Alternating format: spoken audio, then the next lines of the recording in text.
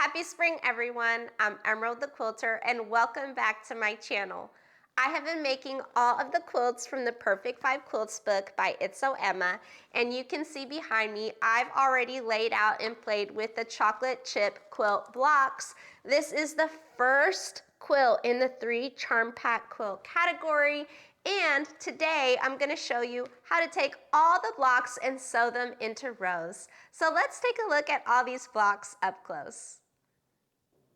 These chocolate chip quilt blocks are so adorable. I'm very happy with the way that they came out, and they're kind of like miniature blocks. They have like a mini block feel, even though they're not mini blocks. I chain pieced them over the course of several nights. I found this to be the most helpful way to get this project done because there were, I believe, 72 of these blocks, and the pinwheels, of course, took a long time, and I wanted to press open all of these intersections on the back. They're just so cute, and I did not spend too much time planning. I just made sure that I had contrasting fabrics for the pinwheels and like this, I guess it's kind of like a sashing, but it's built into the block. That way they all had variety. And what I loved about using the 2 lines from Moda is that they go so well, you can't even tell that they're from different lines. So I really love the way that these came out, and I would definitely make this quilt again in like other colors because this, of course, is going to be for Christmas. But you can see that they all look really great, and the metallic just makes this quilt top a little gaudy, which is awesome because I love glitter. Here's another one. And then this one is totally cool because the background seems to be a little bit lighter or brighter, and then the bright red of these swirls just really make it pop. And there's 2 of those. Those swirly reds here I ended up using twice because for some reason when I started counting all of the fabrics I wanted to use, I had forgotten 2 or I miscounted, and I was like, oh my gosh, what am I gonna use? I need more fabrics. And I was like, okay, well, I'll just try those, and they really worked out great. So I have a few leftover charm squares that I'm going to save in whichever my next scrappy quilt from this book is going to be. But these are just lovely, and I love showing them all to you up close because this is going to be the only time you get to see how they all came out. If you make this quilt with another line, I would probably recommend having like maybe 6 or more colors in that line. So these 2 lines combined had, let me think, so black, cream, teal, green, and red. So very few. It's going to be okay because of course it's thematic, but wouldn't this quilt be so fun with more colors? And this quilt pattern would also make an excellent scrappy quilt.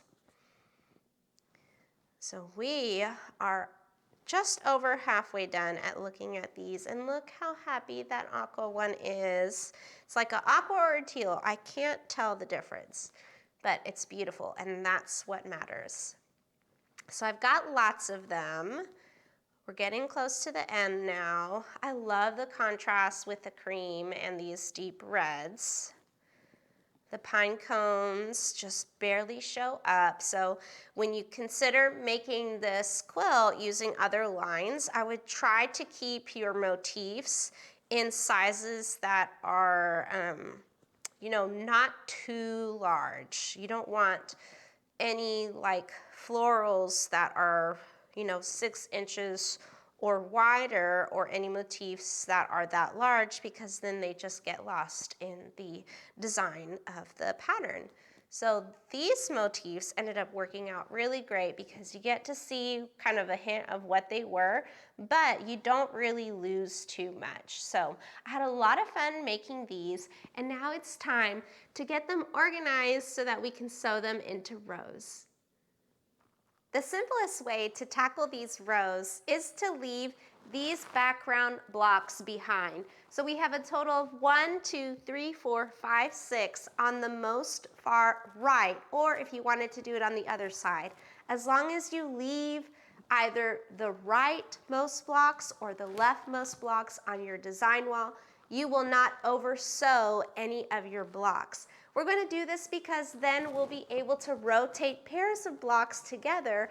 That way we don't have to necessarily figure out where everything is going to go right up front, and it gives us a little bit more room to play around. So I'm going to take these blocks down and then meet you at the sewing machine. With both stacks, your pile of backgrounds and then your pile of blocks, you're going to just sew these. It does not matter the order. And I'm going to be sewing them with the pieced blocks on the bottom. That way, if they need some gentle tugging or snuggling, I can do that much more easily when they're underneath. Now that first pair came out perfect. No shimmying needed. But that doesn't mean that it's going to be like that all the time. Yep, just like this one needs a little bit of tugging to keep it all even, which is really what's important at this point in the quilt. You just want to make sure that your edges and your corners all match up, and that'll help make everything look perfectly square once it's time to get all your rows together. Now the weather has finally been lovely. We've had some rain and then it got warm. Here in Missouri City, Texas, it even got into the low 80s for a couple days. And because it warmed up a little bit earlier than usual, the bluebonnets also came out earlier. And so my son and I went out to one of the parks nearby and we got some pictures taken with the bluebonnets, and they were absolutely beautiful. Had a lot of fun. It's a lot of fun taking pictures with a toddler because you never know what they're going to do, but we had a great time. And I'll share a picture here at the end of the video. But what's funny is that even though the bluebonnet flowers, not something that he had ever seen before, and they were the larger of all the wildflowers there, he was gravitated more to the yellow flowers that he sees all the time. It's like, okay, if you want that flower, you can have it. But we had fun, and the pictures were absolutely stunning.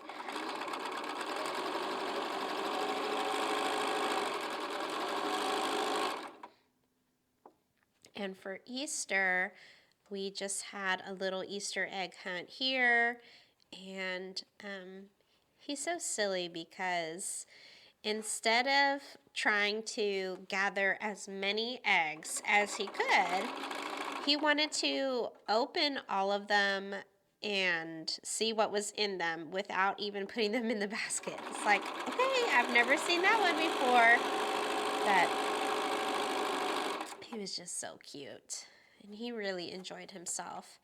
And that one I accidentally placed on the top, but it ended up being all right.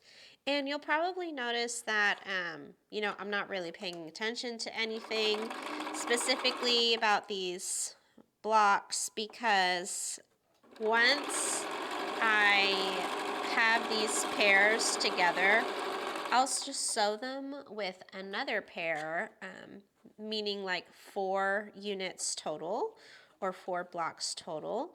And that'll be enough for me to then play on the design wall and see where I would want them. But I just think taking a picture and trying to decide right now is too early and would cause too much of a headache. So definitely this, I think, is just going to be a little bit easier, especially because there isn't too much that I have to be careful for.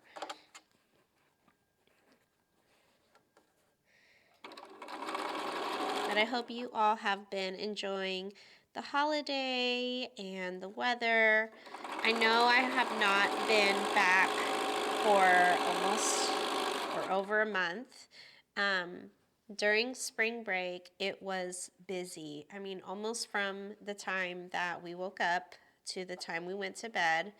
My parents visited from Kansas the whole week, and we tried to make the most of every single day. And something that my mom and I were able to accomplish was finish making my grandma's quilt blocks. So we used a pattern from, I believe, from American Patchwork and Quilting, I think. And it's called Tile Time.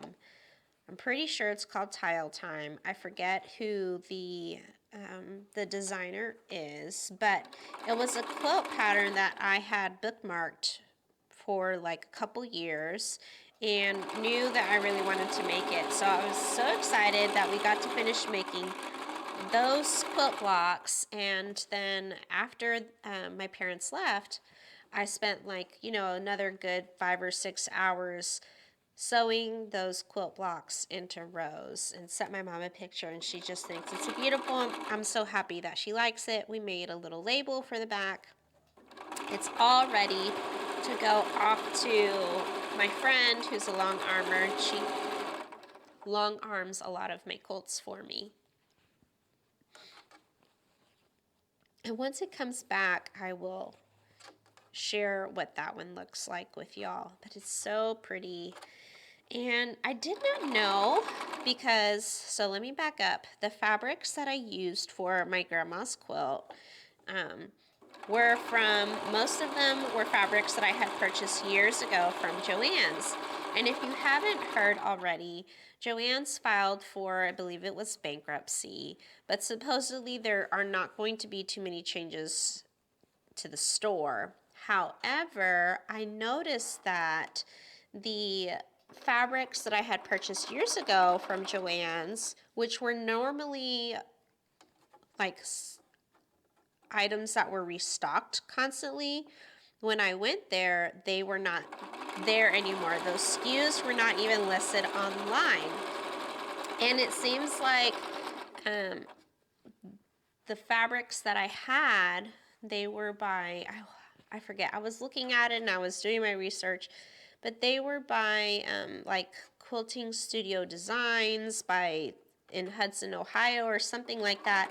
And I could not even find that company, so that if I wanted to buy those fabrics, for example, like on Etsy or eBay, I could, but no, I couldn't find it. And so when we were trying to figure out, what we were going to do for a border, because we knew we wanted to add extra length and width to this quilt, I researched and looked, and I could not find anything. Even on Joann's, there's nothing comparable to it. The closest brand of fabrics that I could find was like something like high fashion premium cotton quilts, and those kind of reminded me of other brand names that I've seen before, but they were definitely not close enough to the fabrics that I had already purchased from Joann's years ago. So I wonder if that has already happened. And it used to be that no matter when you would go back, kind of like Hobby Lobby, they always kept the same SKUs for the most part.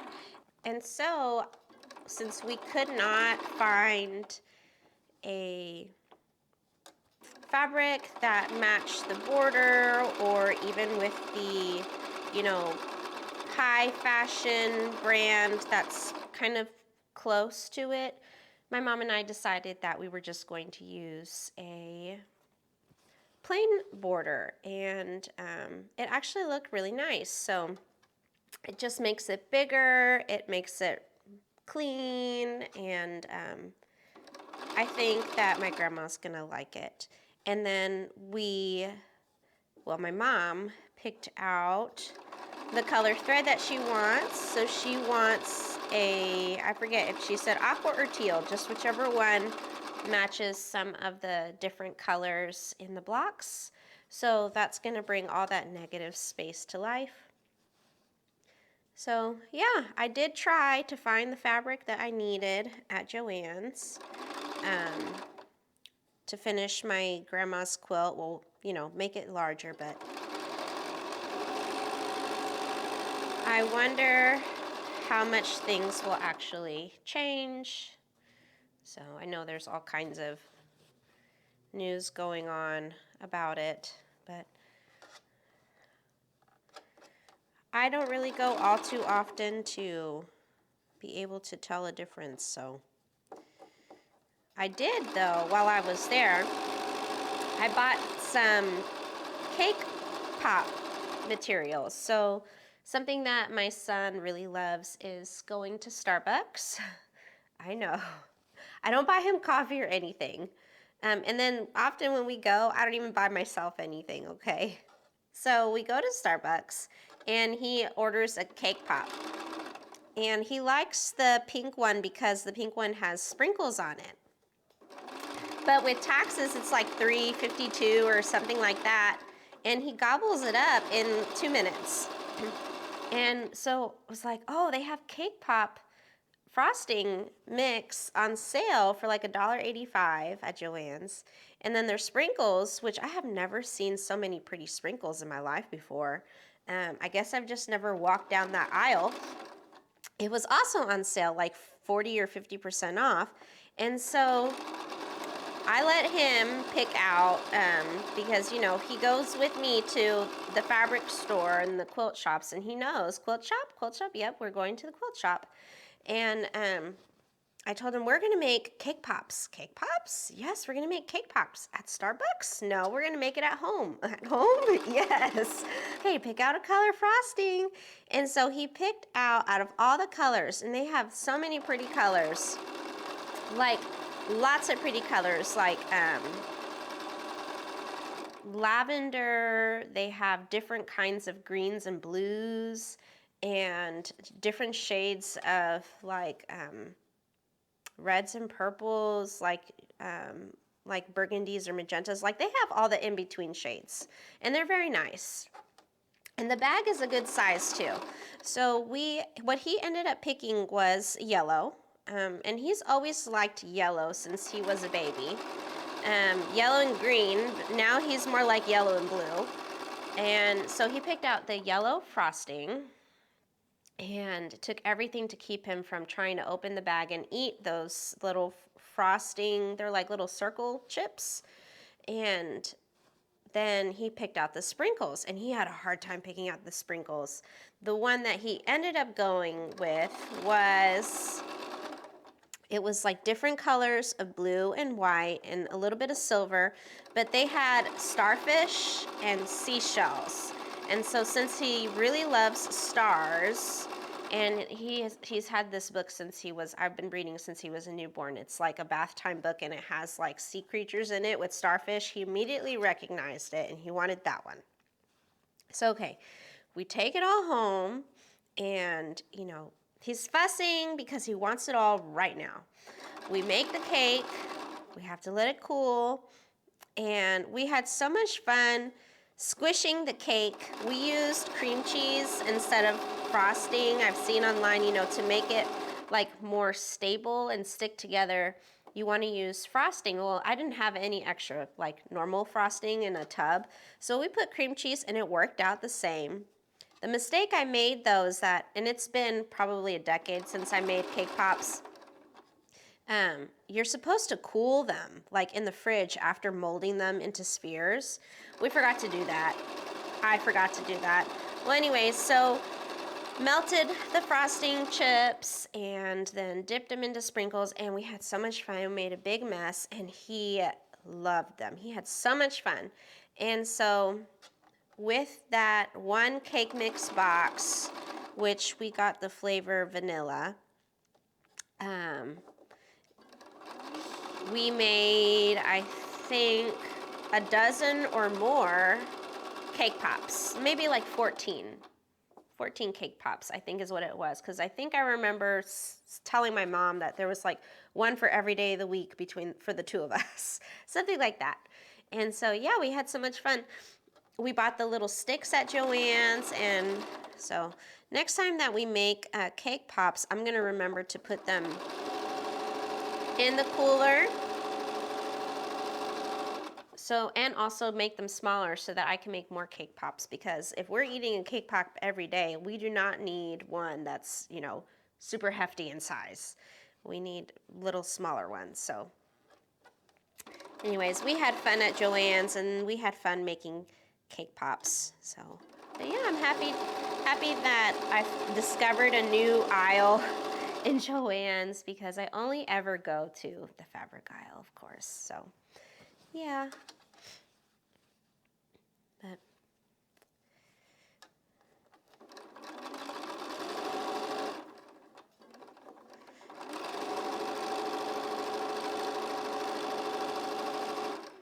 and I'm just chain piecing all of these. It's gonna take a while.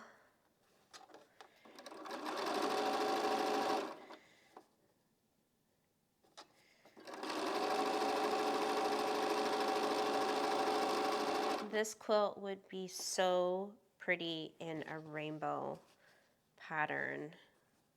Very pretty in a rainbow pattern.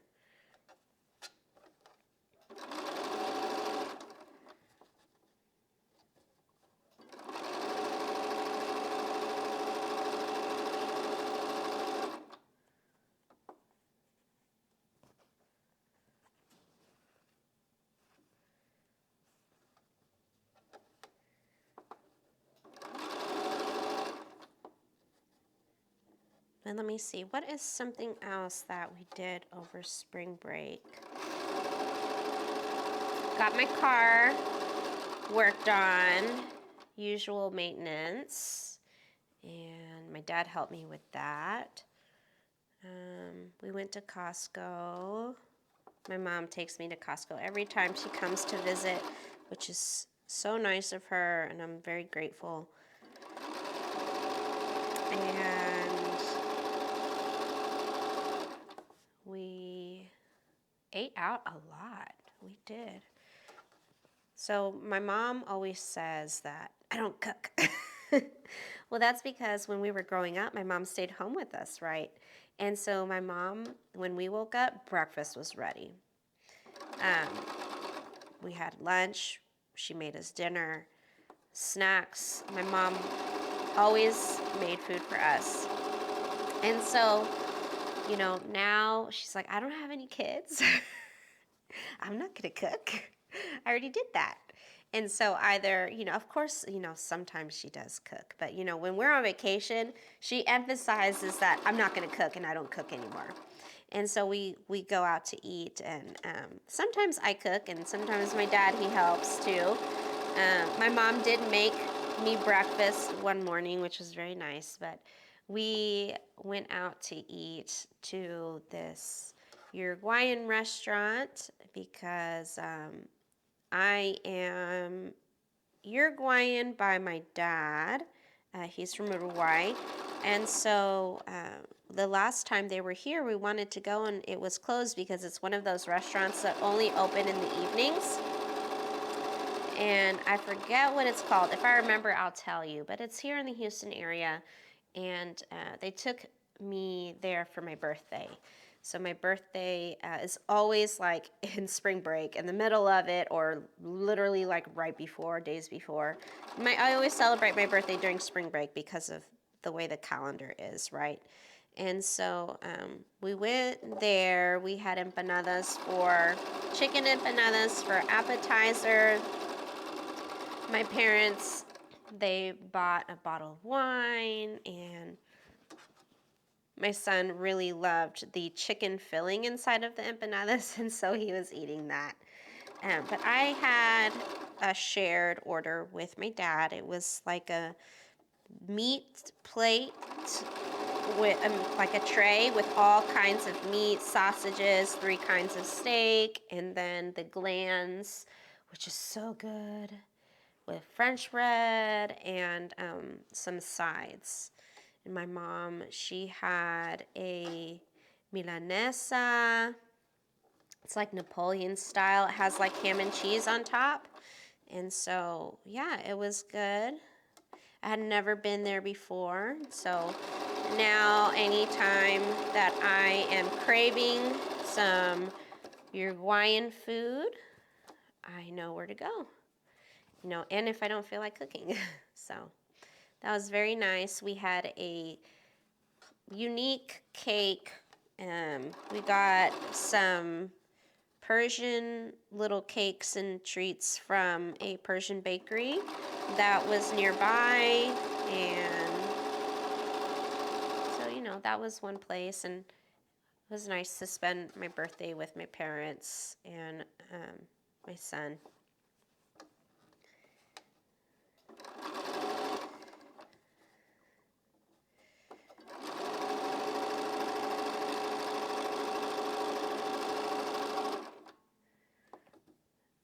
But other than working on my grandma's quilt, I have not really gotten much else done because, you know, I didn't really get any quilting done while they were here. We just enjoyed each other's company and tried to make the most of all our time together.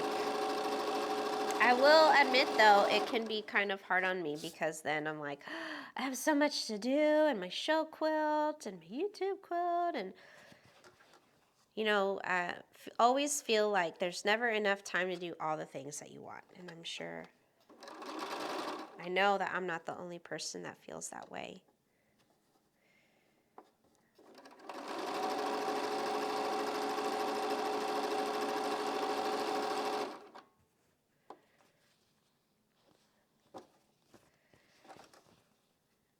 And this is going to take a long time. And you know, I don't think that you want to sit here and just watch me, or maybe you're quilting with me, I don't know. Sew all of these, but let me show you what the next step is going to be. You're just going to take 2 of these and sew them together like that. So we'll have 4. All right, and I'll come back and I'll show you, but I'm gonna finish sewing this whole stack here off camera because it's gonna take me a while, and I'll be back. These pairs of blocks are all sewn, and this is what they look like. I'm simply going to take 2, just like this, and sew them so that I get what is going to be the beginning of a row, and I'm gonna do that with all of them.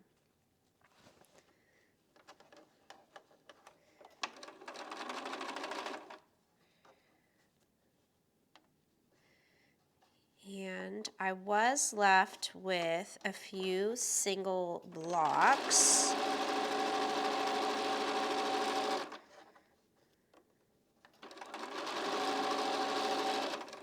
These right here. And these are going to be for the ends, just like I had ends on the plain background blocks. They're not really plain, but you know what I mean. I'm gonna have some that are these. And as I'm pairing them up, I'm looking to make sure that I don't have, first of all, 2 of the same of any fabric, but also that they are different. So these 2 are different. And I know that I don't have too much variation in these lines that I've used, but it's enough that I can, you know, keep them separate when I need to.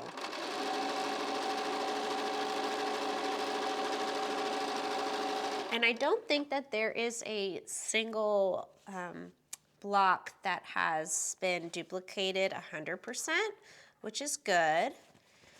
But I know that there are going to be some that are similar enough that I need to watch out for.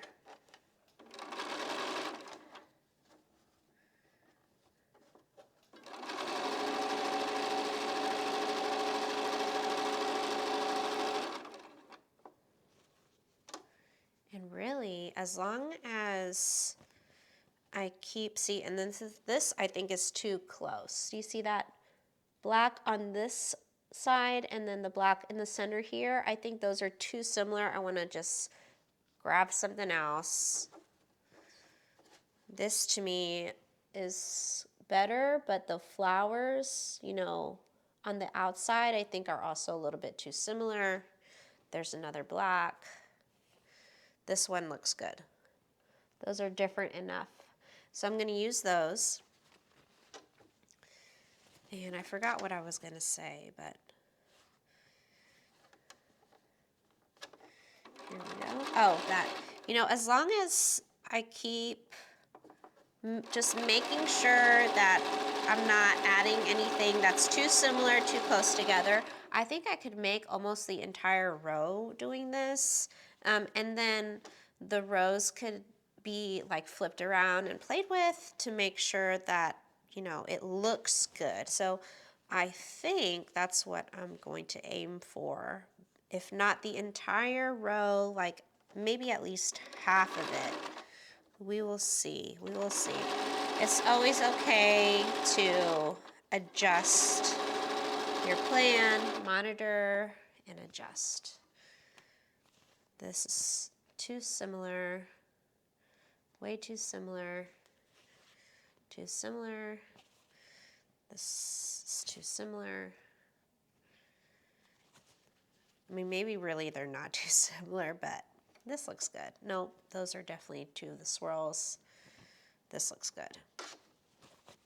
You know, you try and you do what you can. Do what you can. Well, I did start my members only series. I released my first introductory video April 1st, 2024. So if you are interested in becoming a member, what I'm doing on there is focusing on difficult blocks and going step by step in detail from the cutting to the sewing and the pressing and laying it out and showing you different methods. So if you're interested in developing your skills, that is a fun way to do it, and I'd love to see you join on those videos, at least for now, maybe at least for the first year. I do expect to keep them as members only, since I am trying to maintain it more as like a workshop style of members only, since it's a lot more teaching involved. So if you're interested in that, it's $2.99 a month. It's called Quilter's Lab. I only have one level right now. I don't really have any other plans to, you know, add other levels with different perks at the moment, but I would love to see you there. And if you've already joined, thank you so much. It means the world to me. It lets me know that you really like what I'm doing on here, and I appreciate your support. So thank you so much.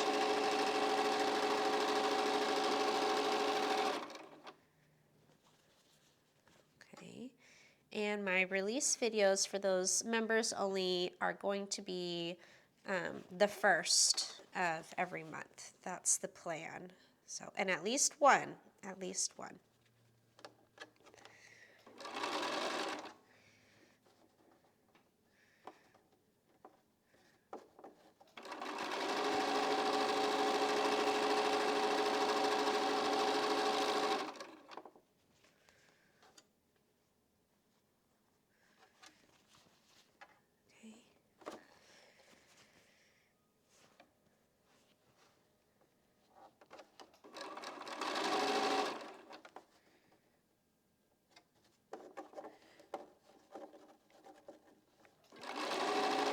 So let's see.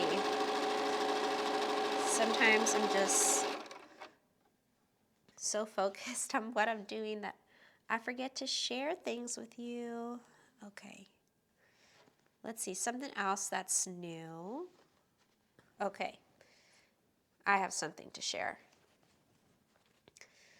So because my son, he's so young, right? I have not been attending my guild meetings. So some of you know that I'm a member with the Quilt Guild of Greater Houston. And I don't really attend the meetings because the meetings take place at his bedtime. But my mom, when she was here for spring break, she was like, don't let having a child be an excuse for you not to live your life. I mean, she flat out said that to me.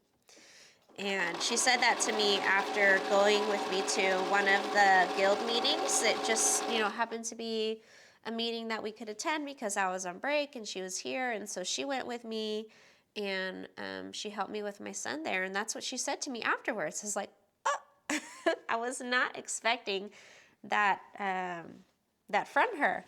And so at the next meeting, I decided to take a chance and go, and it really wasn't too bad. Having a toddler and taking your toddler somewhere new can be daunting because I don't know how he's going to react necessarily. But it was adorable and it was cute. He stole the door prize, which was a fat quarter bundle. And so he stole it off the door prize table and he was running around, quilts, fabric. It's like, yes. And I'm literally chasing him in the little hall area. He did not get too far, okay? I caught him and we put that fabric bundle back. And he had his cars, and I was prepared, he had snacks, and during the presentation, the lecturer joined on Zoom, and so he was like, movie? I was like, yeah, it's a movie, watch the movie. And some quilts, like, yes, that's another quilt on the screen, and we did sit far away from everyone else because he wants to comment on everything, and it was just so fun, and, I'm glad that I took him because he had a great experience and I enjoy taking my mom and now taking him, doing things with the people that I love, including them into my hobby and just having fun. And so he was getting a little wild towards the end, and so I did take him home earlier than the meeting lasted. But it was so sweet because during the break time, we have an intermission. I was like, okay, yeah, it's break time. Break time? Yes, it's break time. And I was like, go play. And so he zoomed away running and exploring. And he just started giving everybody hugs. Anyone who was close enough to him, he gave a hug. And it just made my day, and I could tell that it made theirs too. So, I will definitely, taking my mom's advice, I will not let having a baby be an excuse for me not to live my life. And, maybe if I take him to enough guild meetings, he will find even more interest in it because he's already curious about what mommy does. Very curious, in fact. So that was fun. And I think that was on a Friday.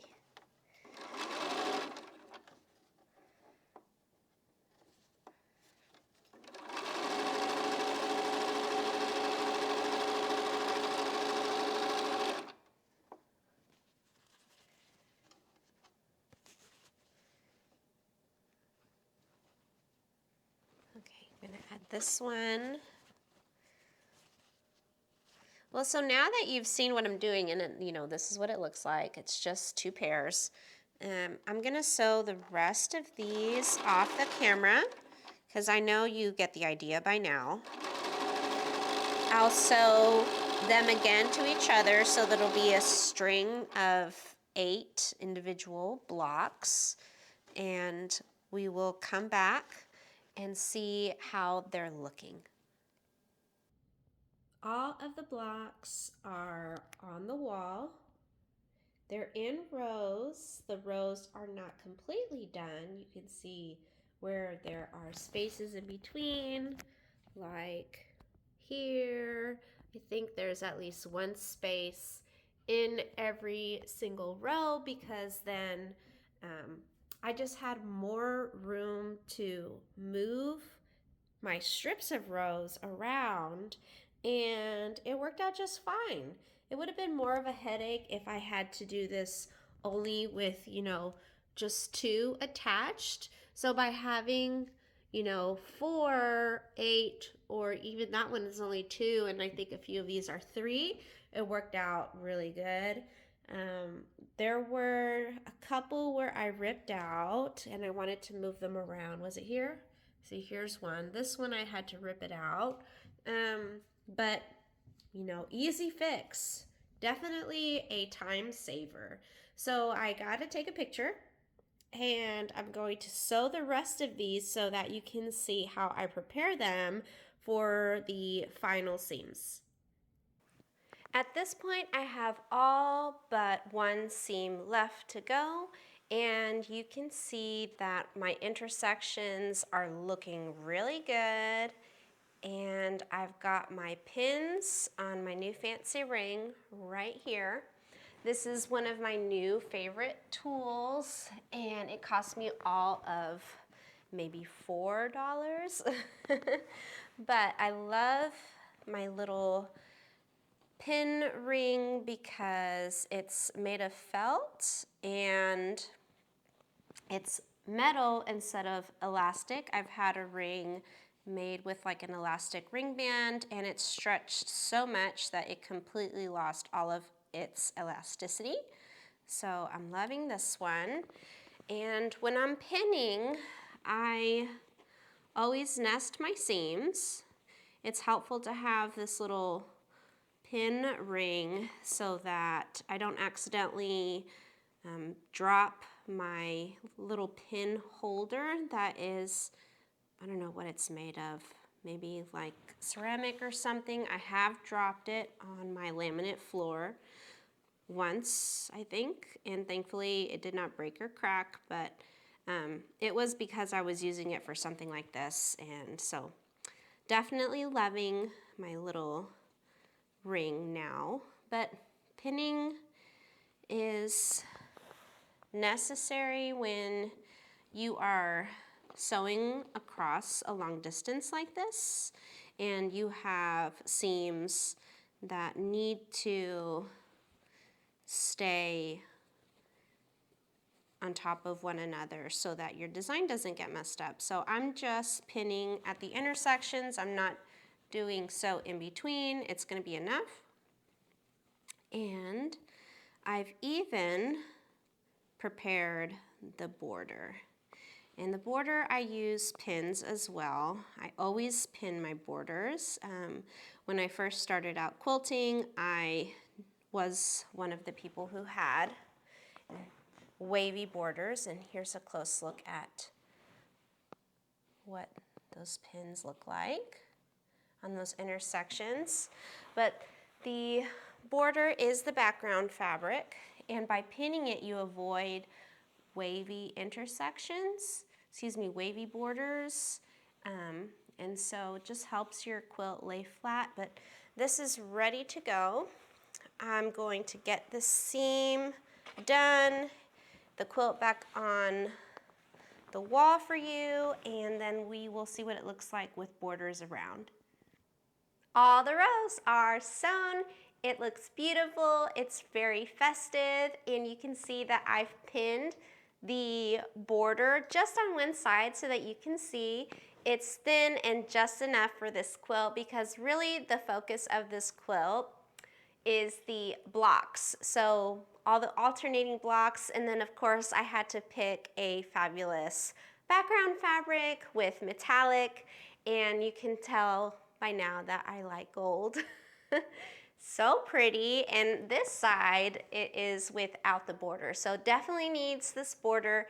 And I think with this quilt it's just fine the way it is. If you want to make it larger, I wouldn't recommend adding a larger or additional borders. I think it would be fabulous with just more blocks. So if you want to make it bigger, that's the route that I recommend. But I'm going to pin all of these borders down, sew them for you, and show you the finished quilt top.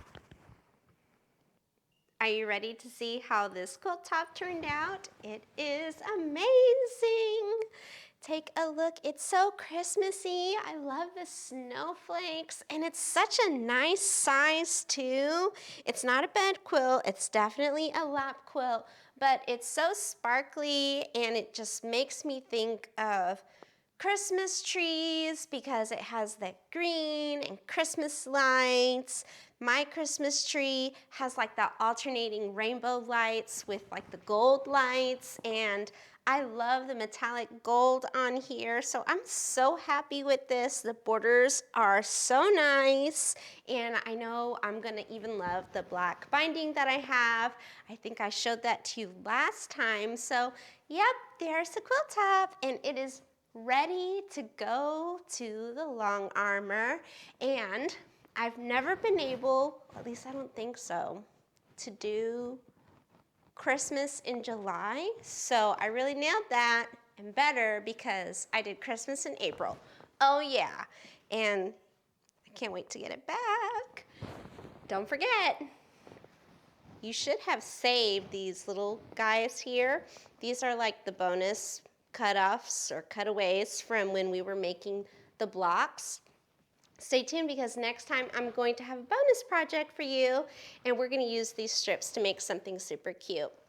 I hope you enjoyed quilting with me, and I would love to know if you're making this pattern too, what fabrics you're using, and if you're making it into a larger size or not. I'll see you next time. Bye.